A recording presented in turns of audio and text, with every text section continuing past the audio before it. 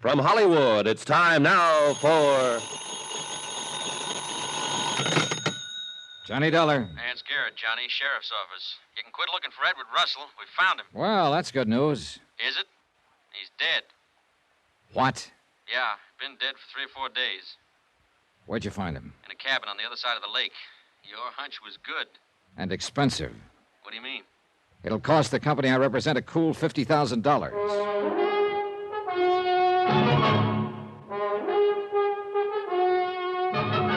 Tonight, and every weekday night, Bob Bailey in the transcribed adventures of the man with the action-packed expense account, America's fabulous freelance insurance investigator. Yours truly, Johnny Dollar.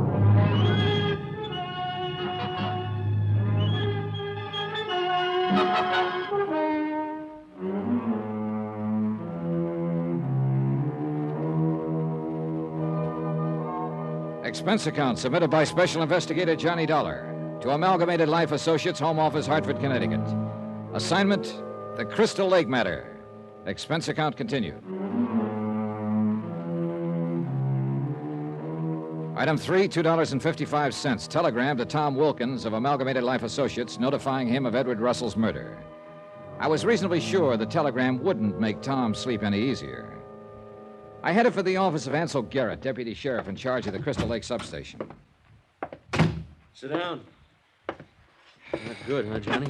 No, not good. Not good at all. Who found the body, Ants? A fellow named Bixby's waiting next door. I figured you'd want to talk to him. Thanks, I do. First, though, I'd like you to run over what you know about this deal again for me. I want to know just where we stand in it. People at this resort pay a lot of money for peace and quiet. I don't want to disturb it any more than I can help. Good luck. Meaning? Meaning if you know where you stand in this deal, you're a lot better off than I am, and I've got a strong hunch a lot of peace and quiet's going to get disturbed before it's wound up. I don't like your hunches, Johnny. You got a way of proving out. Like the one about Russell being dead. I suppose you give me the rundown. Okay. And I can make it short because there's not much to tell. The company I represent holds a $50,000 policy on Russell. About a week ago, he disappeared. His wife filed a missing persons report? Yeah, Leona Russell over in Denver. She said her husband had told her he was going on an overnight business trip to Boulder. He never came back. His car was found in a garage in Colorado Springs. His wife couldn't account for it? No. She said she was completely in the dark. I take it she's his beneficiary. Oh, yeah, sure. I thought of that, too. I asked her about it. What kind of an answer did you get? Tears, mostly, and a pretty withering look. Either she's completely clean or she's one of the best actresses I've ever seen.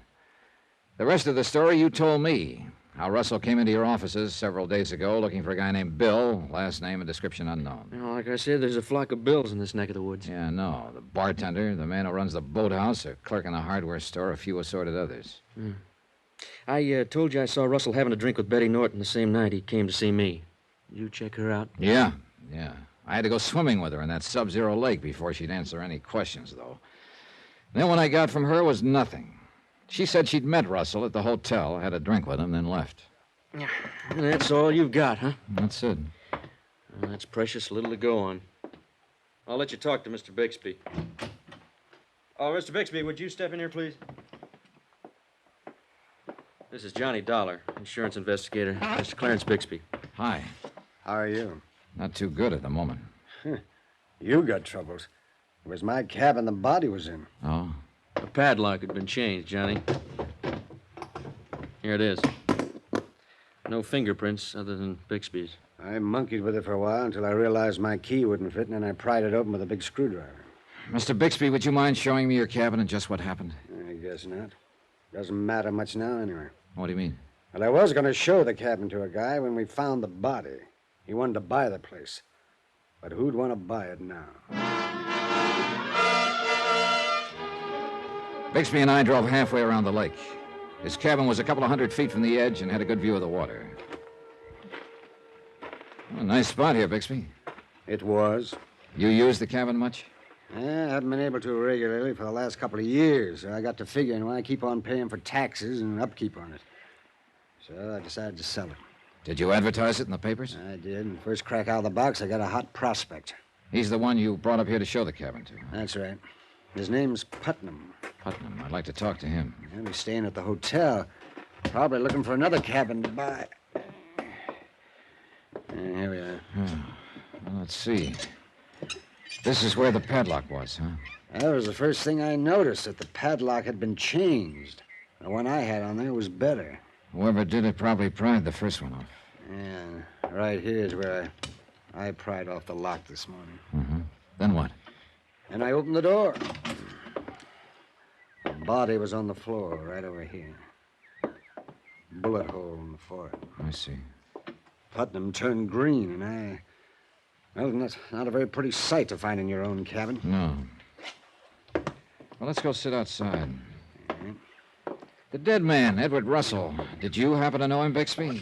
No, never set eyes on him before. Why did they have to pick my cabin? That's a good question. Hey, that cabin about 100 yards away, who lives there?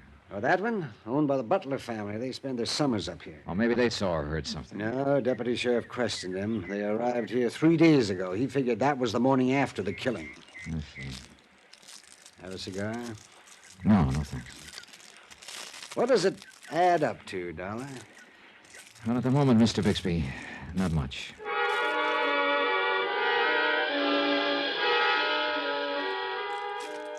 I sat there and watched Bixby tie his cellophane cigar wrapper into a neat little knot. And I realized that was exactly my situation at the moment. The whole deal was a knot, and I didn't know how to untie it. I went back to the hotel. Item 4 on expense account, $1.75. Telephone call to the dead man's wife, Leona Russell, over in Denver. It was very considerate of you to telephone, Mr. Dollar. The authorities notified me of what happened. They want me to come up there and confirm the identification. I see. You don't think it could be somebody else? I'm sorry, Mrs. Russell. I'm afraid not. I guess I'd really given up hoping. All the time I was trying to tell myself he was alive, but... Yes. Look, Mrs. Russell, have you ever heard of a man named Clarence Bixby? Bixby? No. Your husband was found in Bixby's cabin. Did you ever hear him mention the name? No. Okay. Thanks anyway. I'll keep in touch. I hung up and sat there a moment, thinking her over. She stood to benefit to the tune of $50,000 by her husband's death. She seemed on the up and up, and yet... Expense account item 5, another call to Denver, to the police department. I wanted them to check on her, but I found out that they and Ansel Garrett working together were a couple of jumps ahead of me. They'd already checked on Leona and established the fact that at the time of her husband's murder here at Crystal Lake, she'd been in Denver. I decided to look up Putnam, the man who'd wanted to buy Russell's cabin. I found him in the bar at the hotel. Yes, I tell you, it was quite a shock, Mr. Dollar. When Bixby opened his cabin door, body sprawled there in front of us. Yes, sir, quite a shock. Yeah. How come you decided to buy Bixby's cabin, Mr. Putnam? Well, my wife and I had been on the lookout for a cabin for some time. When I saw Bixby's ad in the paper, it sounded like just the sort of place I was looking for. I see. So I answered the ad, made the arrangements with Bixby to come up here and have him show me the place. Mm-hmm. You still interested in buying a cabin up here? Possibly. I've always wanted a place where I can come for rest now and then, but after what's happened, I don't think I'd be too happy in Bixby's place. Mr. Putnam, the dead man's name was Edward Russell. Did you happen to know him? Of course not. Why? Ever hear of him before? See here, Mr. Dollar, what is your reason for asking questions like that? Surely you don't think I'm involved in any of this? No, routine, Mr. Putnam. Well, I don't care for the routine, Mr. Dollar. Well, look, I would... Skip it. See you later, Putnam. What pulled me into action was a glimpse I caught of the bartender. I started remembering a few things. Number 1, Edward Russell had been looking for a guy named Bill. Number 2, the bartender was one of several guys by that name here at Crystal Lake. Number 3, something I saw on the bartender's face made me think he could be the Bill that Russell been looking for. I left Putnam's table and slid onto a stool at the bar. Hi. Hi. What'll it be? Is that I.W. Harper there? Yeah. And soda, please. Coming up. Sort of quiet this evening, huh? Yeah. Been a little slack this season so far. I imagine it'll pick up later on this summer. Here you are. Thanks. Must have been quite a fight. Come again? You're wearing what looks like the tail end of a black eye. Oh, yeah, that. No, I've been down to pick up a bottle of mix the other day, and I bumped my face on the corner of the bar. You're, sure that's the way it happened, huh? Where are you getting at, pal? Better take a look at my card. Insurance investigator? Yeah. A guy named Edward Russell was in here a few nights ago with Betty Norton. He was looking for someone named Bill. By some strange coincidence, your name is Bill. And by an even stranger coincidence, you've got a black eye. Okay, Dollar. So Russell did give me the black eye. I traded him a split lip for it. What happened? I still haven't figured it out. He was in here drinking. He started talking to Miss Norton. She called me by my first name, and suddenly this Russell heats up. He comes up to me and starts asking me a bunch of questions. What kind of questions? Well, mainly had I ever lived in Denver. I told him no, but he didn't seem to believe me. Got pretty insulting, and we ended up outside. He pasted me first, and I let him have one. Then I spotted the hotel manager and broke it off.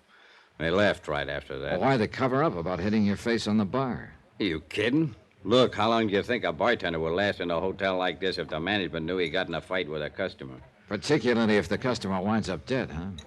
Yeah, I heard about the killing this afternoon. Tough, but I must say that guy was asking for trouble. I don't know what was eating him, but something sure was. You didn't see him after that night? No. Check on me if you want. Oh, don't worry, I will. Hey, wait a minute. What's the matter? You said something a minute ago that just rang a bell. You said they left together after the fight. Who's they? Russell and Miss Norton. You sure about that? You sure she was with him when he left? Sure, I'm sure. You don't miss any tricks about a guy like that. Hey, look. If she told you different, I don't want to get nobody in trouble. That's where you and I differ, Bill. There's one person I want to get in trouble real bad. Who? The person who killed Russell. And right now, Betty Norton looked like an interesting possibility. I went outside and started walking along the lakeshore in the moonlight, thinking about it. She told me she'd left alone after one drink with Russell. But according to the bartender, she'd lied. She and Russell had left together. The motive stumped me, though.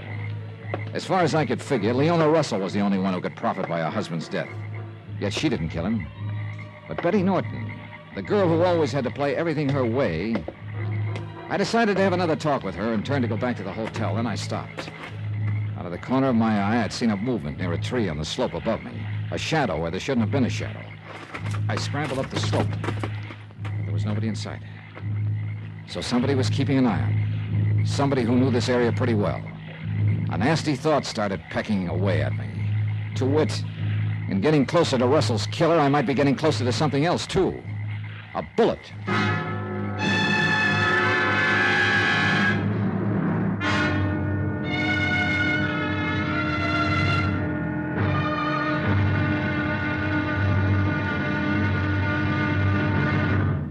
Now, here's our star to tell you about tomorrow's intriguing episode of this week's story. Tomorrow, a girl who lied and a padlock that didn't.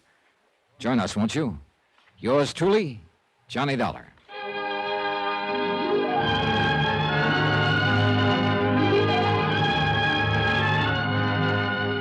Yours truly, Johnny Dollar, starring Bob Bailey, is transcribed in Hollywood. Written by Robert Reif, it is produced and directed by Jack Johnstone.